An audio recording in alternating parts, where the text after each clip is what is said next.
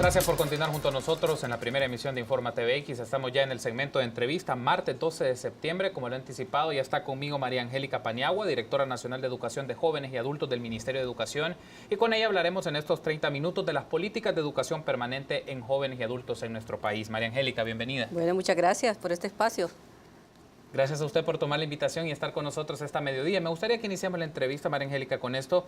El Ministerio de Educación tiene a su cargo diversos programas en asuntos de formación escolar, atención especializada, trabajo con los docentes, entre otras cosas. Pero uno de estos programas de la diversidad que realiza el Ministerio de Educación se denomina Programa de Educación en Jóvenes y en Adultos. Me gustaría que nos explique cuál es el objetivo de este programa y hacia quiénes va dirigido.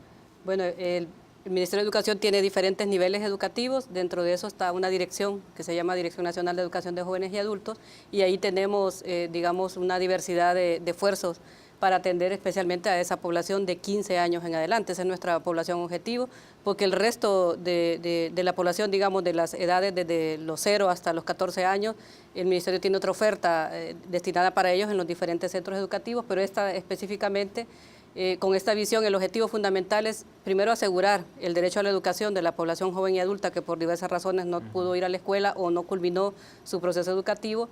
Y por otro lado, asegurar también el hecho de una visión de educación permanente, o sea que las personas no deben de quedarse con la idea de que terminé un grado y hasta ahí voy a llegar, sino con la idea de seguir desarrollando otros niveles educativos y otras ofertas que les permitan también a ellos desarrollarse plenamente en una formación académica, pero también en otras habilidades para la vida. Es decir, cumplir los 12 años de escolaridad es un objetivo primordial, pero también otras formas alternas de educación y en el caso también de la gente que así lo desea, tener educación a nivel superior. Ese es, digamos, un poco el objetivo a mayor plazo. Sería, por supuesto, en esa lógica de, como lo establece en primer lugar el Plan Quinquenal de Desarrollo, en los dos indicadores que están planteados allí, de erradicar el analfabetismo y de asegurar la cobertura a través de las ofertas flexibles a la población joven y adulta.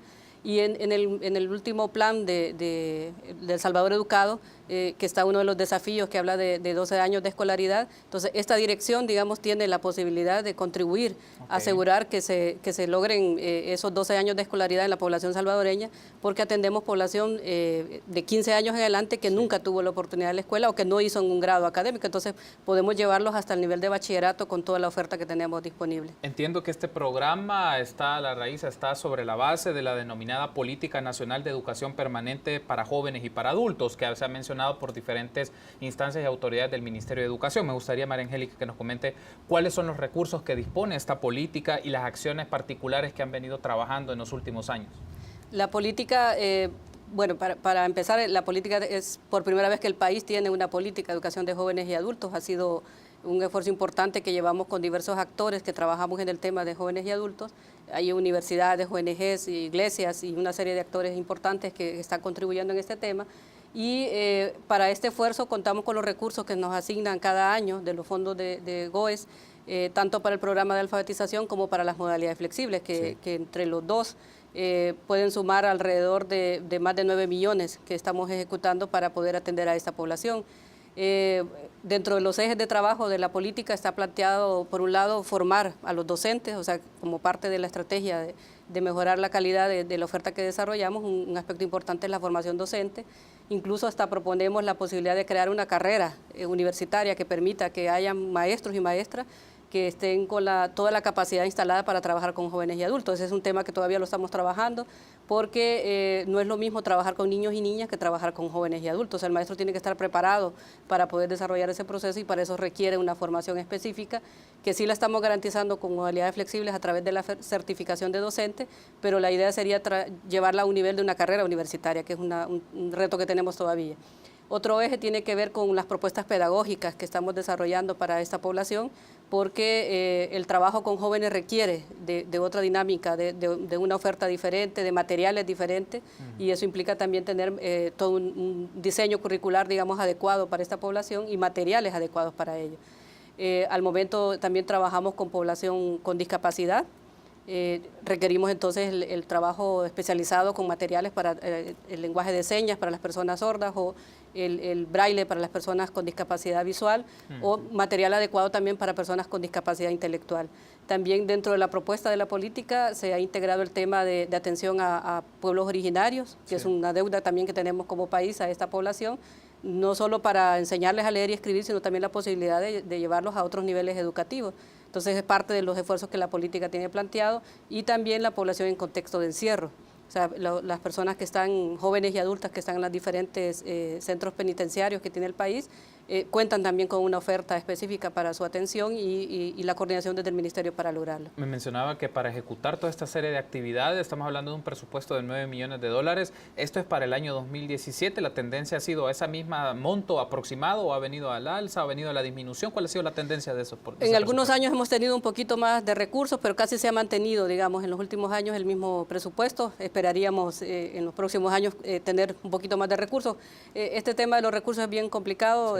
Hay tantas necesidades en el país, hay tantas necesidades en el tema educativo que priorizarlo, digamos, a todos los esfuerzos que desarrolla el Ministerio a veces se nos complica, pero como parte del esfuerzo para poder contar con más recursos, nosotros coordinamos con diferentes instituciones, y entre ellas las alcaldías que nos apoyan para desarrollar el programa de alfabetización, y eso suma, digamos, a la inversión que ya hace el gobierno central a través de todo este esfuerzo que estamos haciendo con municipalidades, con iglesias que también nos están apoyando, con ONGs que tienen sus propios proyectos también para poder desarrollar diferentes acciones en los municipios. Entiendo que la prioridad, como nos ha mencionado María Angélica, es trabajar con personas desde los 15 años en adelante que no han tenido la oportunidad o por diversas razones han salido del sistema de educación formal, y me gustaría que nos comente un poco si han podido identificar las razones por las cuales estas personas no han podido ser parte del sistema de educación formal en nuestro país. Si hay una diferencia con los jóvenes, con los adultos, cuáles existieran como las causantes que no les permitieron continuar o no han estado en el sistema formal en nuestro país. Bueno, una de las principales causas,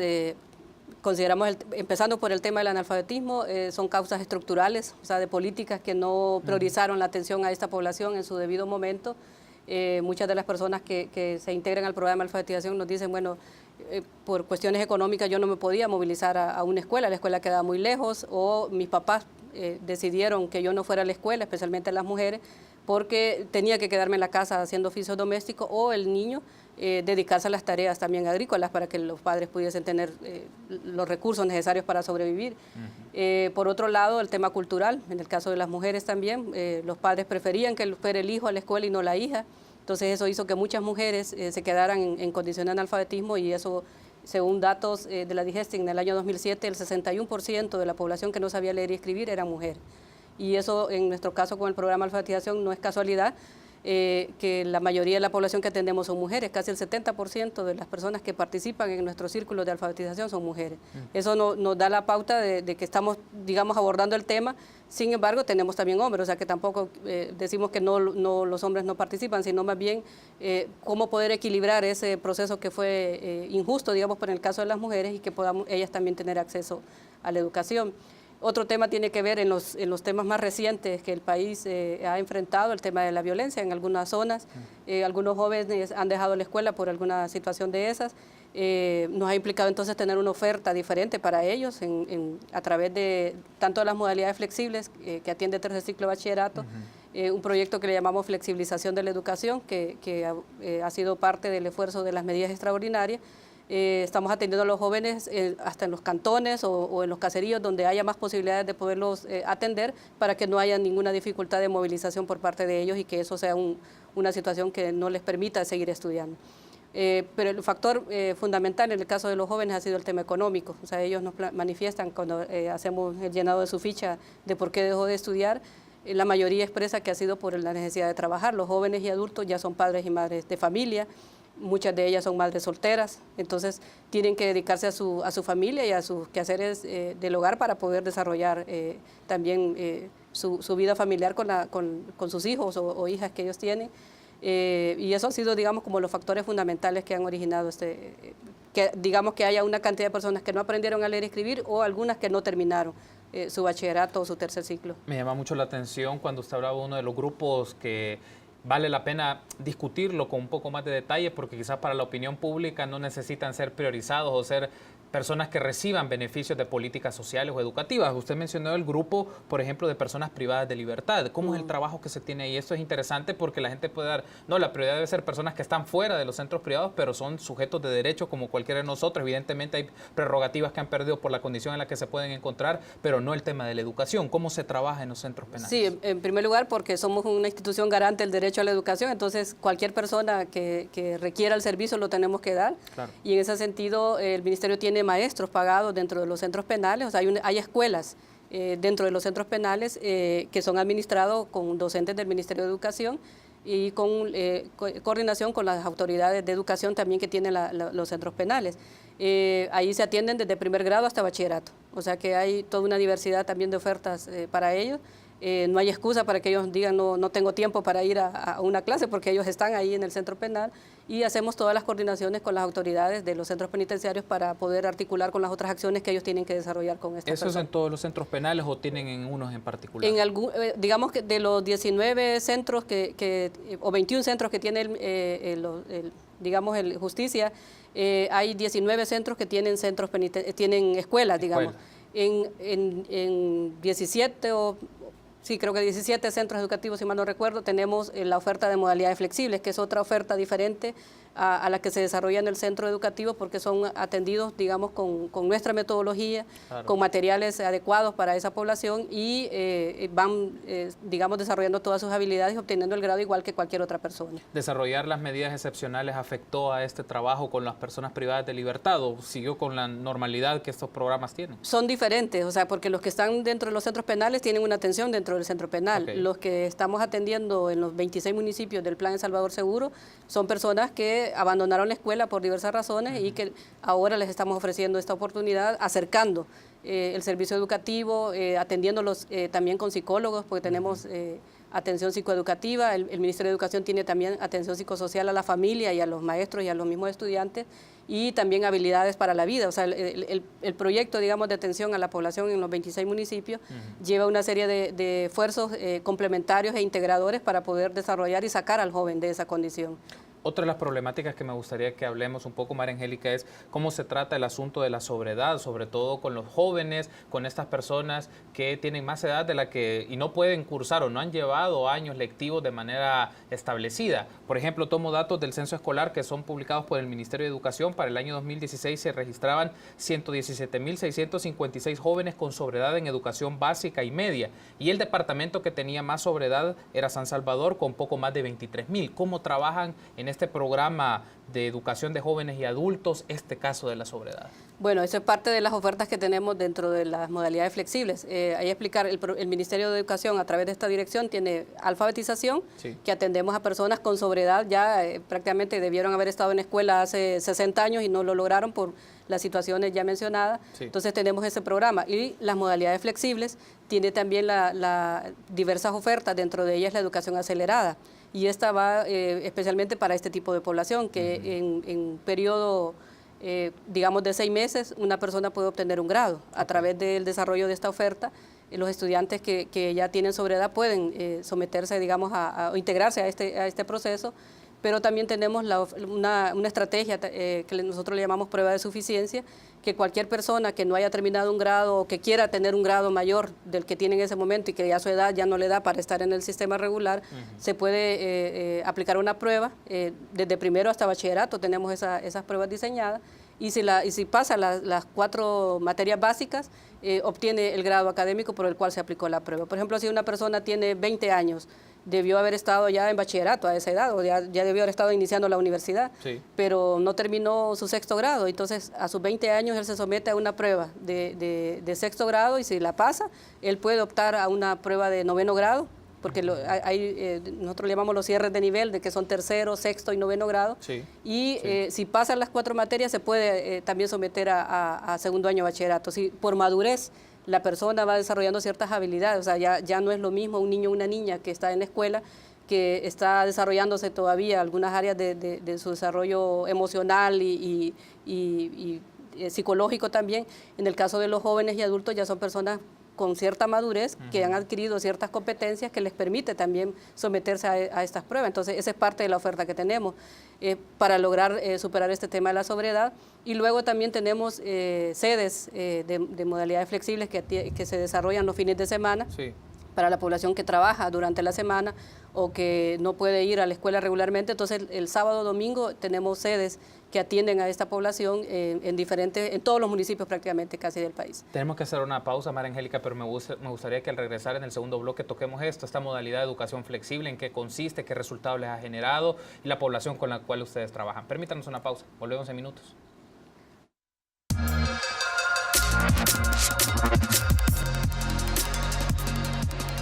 Gracias por seguir junto a nosotros en la primera emisión de Informa TVX, segmento de entrevista martes 12 de septiembre. Seguimos platicando con María Angélica Paniagua, directora nacional de Educación de Jóvenes y Adultos del Ministerio de Educación, y lo hacemos de las políticas de educación permanente hacia jóvenes y adultos. Y un tema que hablábamos antes de entrar al aire, María Angélica, es cómo se le da un seguimiento al joven que a través de ciertas pruebas puede irse ubicando a un grado de escolaridad para permitirle continuar la línea de estudios. Es decir, un joven que probablemente tiene 15, 16 o 17 años, pero su formación elemental es solo de cuarto o quinto grado y aspira a la universidad. ¿Cómo se le da un seguimiento a un joven que, aprobadas estas pruebas que ustedes realizan, se pueda desenvolver en la universidad? Pensando que quiere estudiar, por ejemplo, en la Universidad de El Salvador, ¿cómo se puede adaptar al entorno universitario y no estar en dificultades o no estar en desigualdad de condiciones que otros que sí estudiaron los 12 años? Sí, comentábamos de que en este caso la prueba de suficiencia, que es una de las ofertas o estrategias que tenemos como ministerio, le permite a cualquier persona superar esa sobriedad, ¿verdad? Y poderse poner un poco al día en relación a su edad y su nivel académico. En este caso, el Ministerio tiene la oferta de las tutorías para estas personas que quieran someterse a la prueba de suficiencia, tomando en cuenta que dejaron de estudiar de hace muchos años y habrán contenido básico, especialmente en matemática, en ciencias, donde hay más dificultades. Entonces, ahí tenemos tutores especializados, especialistas, digamos, en esas ciencias y les desarrollan esa tutoría los días sábados y domingos en nuestra oficina. Sí. La persona llega, se registra, tenemos una ficha de registro para poder aplicarse la prueba y le planteamos la oferta a la persona que pueda llegar a recibir esas tutorías. La diferencia en este momento, tenemos también apoyo de algunas ONGs que ellas mismas buscan tutores en las regiones, porque eso también es importante, la persona no puede venir toda hasta San Salvador, pero coordinamos con ONGs, con universidades, también con jóvenes universitarios que quieren ayudar a estas personas y ellos les pueden desarrollar las tutorías, entonces ahí coordinamos con ellos. ¿Son voluntarios ellos? Son voluntarios que están estudiando alguna carrera en matemática o en ciencia y nos ayudan a desarrollar estas tutorías. Por otra parte, el tema de la oferta, digamos, implica la disposición de la persona a autoformarse también, a tener que dedicarle un poquito de tiempo para poder desarrollar los contenidos que le damos un temario, sí, de acuerdo al grado, y cada materia lleva un temario, y algunos materiales se les proporcionan también para que ellos lo puedan estudiar. Otros los tendrían que conseguir, digamos, o buscar en internet o con los materiales que hay disponibles en las escuelas, o buscar su propia superación, digamos, de algunas dificultades, pero sí los sábados y domingos, los que logran llegar a las tutorías. Un aspecto importante, hemos tenido el resultado de que las personas que se someten a prueba de suficiencia obtienen muy buenos resultados en la PAES, porque esto exige, en primer lugar, una autoformación, una autosuperación, y cuando el estudiante se evalúa con nuestras pruebas, tiene, digamos, un parámetro de cómo puede ser una PAES cuando ya le toque llegar a segundo año de bachillerato, porque a pesar de que se haga una prueba de suficiencia y obtenga un certificado con nosotros, el Ministerio también, como parte de su política, tiene requisitos para todos los estudiantes aplicarse una prueba la PAES como para poderse graduar de bachiller. Entonces hemos tenido muy buenos resultados de estudiantes que se han sometido a prueba de suficiencia y han luego pasado con muy buenos resultados la PAES. Estas personas que llevan las pruebas de suficiencia han aprobado la PAES y aspiran a continuar estudiando a nivel superior en la universidad. ¿Hay una manera de seguimiento que usted lleva un poco qué pasó con la historia de esta persona o el proyecto de esta persona? ¿Le llevan la pista a estas personas más adelante? Lastimosamente, desde la posibilidad de nuestra dirección hasta bachillerato les podemos dar seguimiento. O sea, claro, toda la oferta educativa que tenemos, lo que sí hacemos es canalizar, digamos, la posibilidad que se puedan inscribir en la universidad en línea, sí, o que puedan ir a solicitar alguna beca en la Universidad de El Salvador o cualquier otra universidad, pero hasta ahí, digamos, claro, llega nuestra posibilidad de darle seguimiento. Ya después de bachillerato ya se nos complica porque prácticamente ya implicaría tener un sistema conectado con las universidades para saber dónde están nuestras personas, pero sí hemos tenido información de personas que han estado estudiando con nosotros que después se comunican y dicen, mire, yo ya estoy en la universidad, yo ya estoy estudiando, o yo hice la coordinación con algún centro universitario para poderme integrar y nos agradecen, digamos, en este caso, el espacio que tuvieron de poder recibir un proceso educativo como el que ofrece las modalidades flexibles o desde las personas que empezaron en alfabetización. Me gustaría justo que hablemos un poco de estos programas de educación flexible. Entiendo los datos que son poco más de 36,000 personas que están siendo favorecidas por este programa, pero coméntenos en qué consiste la educación flexible, cuáles son algunos de los resultados que les ha ido generando esta modalidad. Bueno, esta es una oferta muy importante para los jóvenes y adultos, especialmente las personas que trabajan, que no pueden ir durante la semana al centro educativo o que tienen otras responsabilidades que les imposibilita, digamos, asistir al sistema regular. El Ministerio, a través de este esfuerzo de las modalidades flexibles, tiene la educación a distancia o semipresencial, que serían como dos sistemas parecidos con los mismos materiales, el mismo currículo. Los estudiantes llegan los sábados y domingos, reciben tutorías a través de los maestros especialistas en cada ciencia y a través de los módulos que entregamos de forma gratuita a toda la persona que se inscribe con nosotros. Ellos desarrollan todos los contenidos curriculares que debe tener una persona en el grado en el cual están inscritos. En este caso, desde séptimo hasta segundo año de bachillerato. Esas serían dos ofertas, digamos, que son similares, pero que son administradas de diferente manera. Otra de las ofertas es la educación acelerada, que ya mencionábamos, que esa sí se sirve de lunes a viernes. Aquí, esta educación acelerada es para los que no trabajan ni estudian, porque tienen que estar más o menos 6 horas recibiendo el proceso acelerado para tener un grado en 6 meses. Si una persona se inscribe en enero, en julio ya puede entrar a otro grado prácticamente, o sea que puede sacar 2 grados en un año en la oferta acelerada. La otra oferta que se tiene es el bachillerato virtual. Esto es para las personas que no pueden ir durante la semana, no pueden ir ni el fin de semana y que lo pueden hacer desde su casa si tienen conexión a internet, ¿verdad? Sí. O algunos lo utilizan a través de los ciber también, porque tienen una cantidad de horas semanales que tienen que estar conectados en la plataforma para poder desarrollar sus tareas y sacar su bachillerato. También ellos se someten a la PAES y en esta oferta del bachillerato virtual tenemos salvadoreños en el exterior que se han inscrito, digamos, la mayoría en Estados Unidos, pero tenemos salvadoreños en Italia, en Rusia, en Australia, que desde ahí han estado estudiando el bachillerato virtual y han obtenido su título de bachillerato y hemos hecho coordinación con los consulados para la aplicación de la PAES. O sea, para la PAES no vienen al país a aplicársela, sino que se la hacemos llegar a través de los consulados en el país donde ellos estén. Y la otra oferta que tenemos es las nocturnas, para las personas que tienen la posibilidad después del trabajo ir a recibir sus clases, digamos, en el grado que consideren pertinente, para poder sacar y nivelarse académicamente en el grado que ellos necesitan. Me llama mucho la atención de las modalidades que usted nos ha explicado, María Angélica, cada una tiene sus retos y su grado de complejidad, pero particularmente en la virtual, ¿cómo se puede trabajar? En el sentido que son personas que solo están a través de una plataforma llenando los contenidos, desarrollando las pruebas o el desarrollo de las sesiones virtuales. ¿Cómo ustedes pueden garantizar el seguimiento en este grupo? Porque sabemos, un tema es la presencialidad, pero ahora las modalidades de la virtualidad nos permiten tener acceso a muchas cosas, pero ¿cómo se puede trabajar con este grupo bajo esta lógica? Y en algunos casos porque pueden tener alguna dificultad de acceso a una tecnología o lo hacen a través de un cibercafé, lo que les puede implicar un costo, pero ¿cómo se puede trabajar en esa condición con estas personas? Bueno, el bachillerato virtual ha tenido en los últimos años un poquito más de demanda. Al inicio mucha gente no confiaba mucho, no creía que podía ser factible estudiar de esa manera, pero hemos tenido, digamos, en algunos años hasta 500 personas inscritas en el sistema. Esto implica también un proceso de autoformación, o sea, de dedicarse a estudiar durante la semana y estar conectado.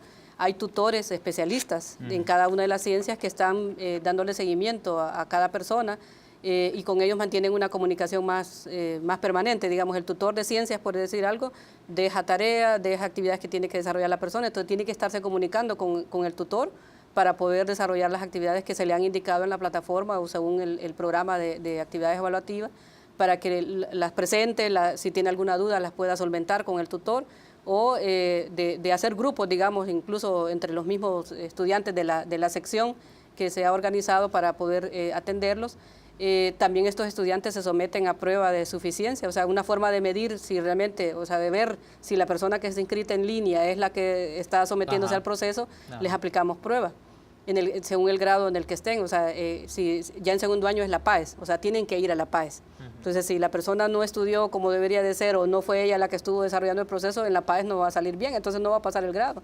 Así que son los mecanismos que tenemos, digamos, de seguimiento a través de los tutores, a través de las actividades evaluativas que se tienen diseñadas y, por supuesto, de los grupos que se forman con los jóvenes para poder atender cualquier necesidad que haya y las pruebas que les aplicamos para conocerlos y saber qué es la persona a la que tenemos inscrita en el sistema. Hablemos un poco del tema del analfabetismo. Entiendo por los datos del Ministerio de Educación se habla de 70 territorios que están libres de analfabetismo y uno de estos, de los territorios que hablábamos antes de entrar al aire, María Angélica, es el caso de la zona del Trifinio, por las características que tiene este lugar, cómo trabaja el Ministerio de Educación, porque uno de los aspectos es, bueno, las condiciones en las ciudades y en los campos, en la ruralidad, si lo vemos de esta manera, enfrentan otros retos, tienen otras dinámicas, tienen otras situaciones. ¿Cómo se puede o cómo se ha trabajado en la zona del Trifinio para disminuir o erradicar el analfabetismo en ese lugar?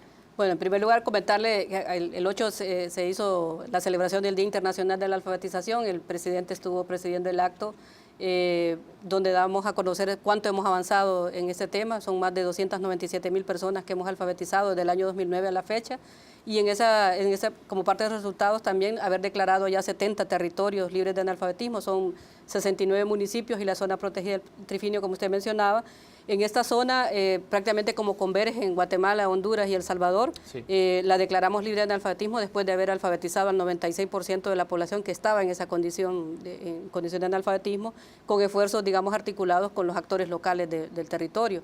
Y como parte de los compromisos del gobierno también de las zonas fronterizas, especialmente de esta zona del Trifinio, como también los ex bolsones de la zona que es límite con Honduras, también tenemos oferta educativa para esta población. Entonces, el hecho de que estén ya en un territorio que le pertenece a Honduras, el gobierno de El Salvador sigue siempre comprometido porque son salvadoreños, en este caso los de la zona de los ex bolsones, y ya este año graduamos a 50 jóvenes de la zona de Nahuaterique, de Sabanetas y de toda esa zona de Perquín en Morazán, que antes era de El Salvador y ahora es de Honduras, que como no tienen oferta educativa por parte de Honduras hasta bachillerato, entonces El Salvador les ofrece esa posibilidad a través de las modalidades flexibles, a través de la oferta de educación semipresencial, y ya graduamos este año 50 de los primeros bachilleres que en esa zona han salido, que logramos hacer una coordinación con Honduras para apostillar sus documentos, porque aquí es un requisito tener apostillado el documento si ha estudiado en otro país.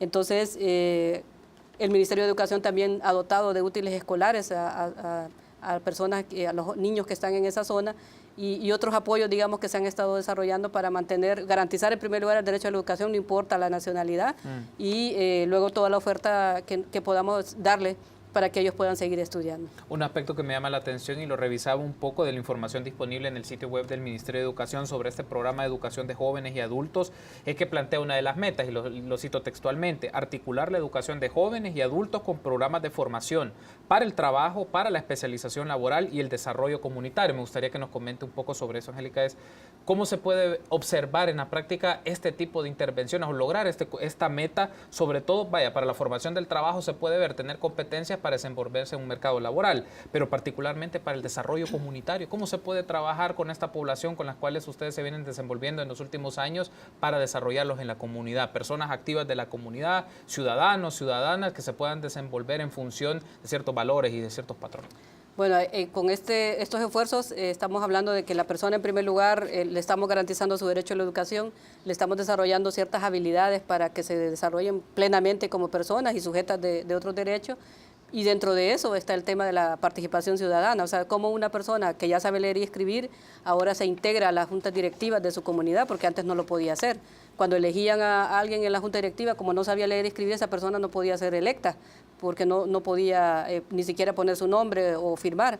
Pues ahora, ya que sabe leer y escribir, las personas que han sido alfabetizadas pueden integrarse activamente a esos procesos, y como también nuestro esfuerzo en el tema de la alfabetización lo coordinamos con las municipalidades, entonces también las acciones que hagamos de manera coordinada con los alcaldes y alcaldesas de los diferentes municipios es importante para que ellos se puedan involucrar en ese tipo de acciones que permitan el desarrollo de su familia, de su comunidad y por supuesto apostarle al desarrollo municipal y del país. ¿Cómo se puede volver atractivo un programa con con estas características para trabajar con estas personas donde hay gente que pueda tener la mentalidad de qué me va a servir a mí estudiar, puede ser que ya tengo una vida desarrollada, tengo una familia, he aprendido algunas cosas y en función de eso pues he podido ganarme la vida. ¿Cómo va a ser lo atractivo para estas personas que tienen que estudiar o que la necesidad de estudiar les convierta en ciudadanos o que les fortalezca como ciudadanos, pero también que les permita manejarse en mejor condición en la sociedad, poder tener mayor movilidad social en principio, ¿no? Sí, digamos, convencer a una persona, especialmente de mayor edad, de 60 años en adelante, que se integre a un círculo de alfabetización o que siga estudiando hasta llegar a bachillerato, es uno de los retos que tenemos, porque han vivido en esa condición tantos años que ellos ya no se creen que haya la posibilidad de salir de ahí. Entonces, parte de nuestros esfuerzos es elevar la autoestima de la persona, trabajar con ellas a través de los diferentes actores. Ahí nos apoyamos con los sacerdotes, con los pastores, con los mismos alcaldes, con los responsables de las ONG o los mismos líderes comunitarios, para poder, en primer lugar, hacerle sentir a esta persona que hay otros actores que quieren apoyarla, y dentro de ellos el Ministerio de Educación a través de una oferta educativa como la que ofrecemos, y que tienen la posibilidad de salir de esa condición, que depende mucho de la decisión que ellos tomen para poder transformar su vida.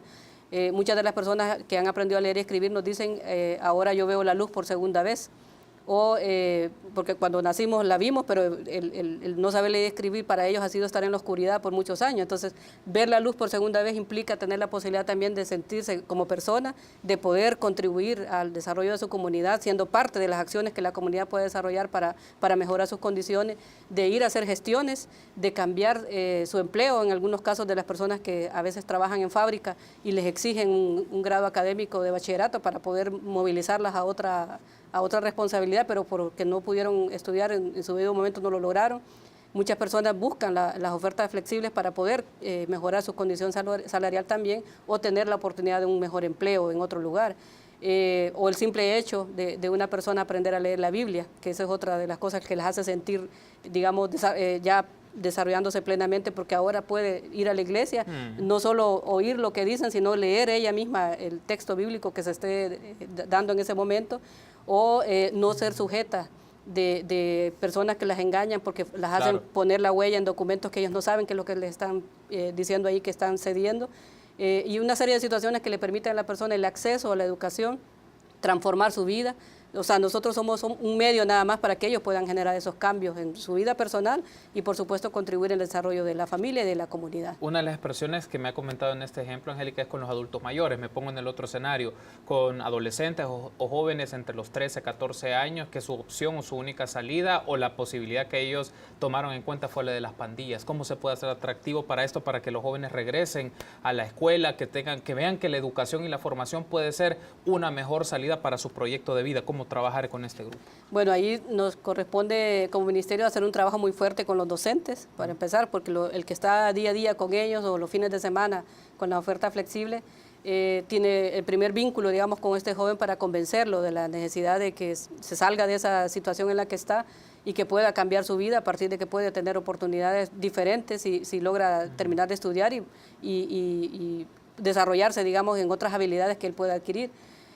También como parte de la oferta en los 26 municipios del Plan El Salvador Seguro, mencionaba, tenemos psicólogos que atienden las necesidades educativas, psicoeducativas de estos estudiantes para poderlos sacar de esa condición, porque llegan jóvenes con miedo, llegan jóvenes que están, digamos, en una condición que no les permite estar tranquilos a la hora que están recibiendo su tutoría. Entonces el psicólogo tiene que hacer una intervención con ellos y con su familia para poder cambiar esa situación, incluso con los mismos docentes, ¿verdad?, que reciben a estos jóvenes en cada una de las sedes que estamos atendiendo. Entonces, esa diversidad de ofertas que estamos desarrollando permite trabajar todos los actores, digamos, desde el mismo estudiante, desde el docente, desde el padre o madre de familia o de la persona que está bajo la responsabilidad de este joven, para que puedan salir de esa condición y desarrollar otro tipo de acciones que también están articuladas con los otros ministerios o con las otras entidades de gobierno que tienen también actividades productivas, actividades económicas con ellos, actividades de recreación, de deporte, de cultura. O sea, la idea es un poco diversificar la oferta para estos jóvenes para que ellos no tengan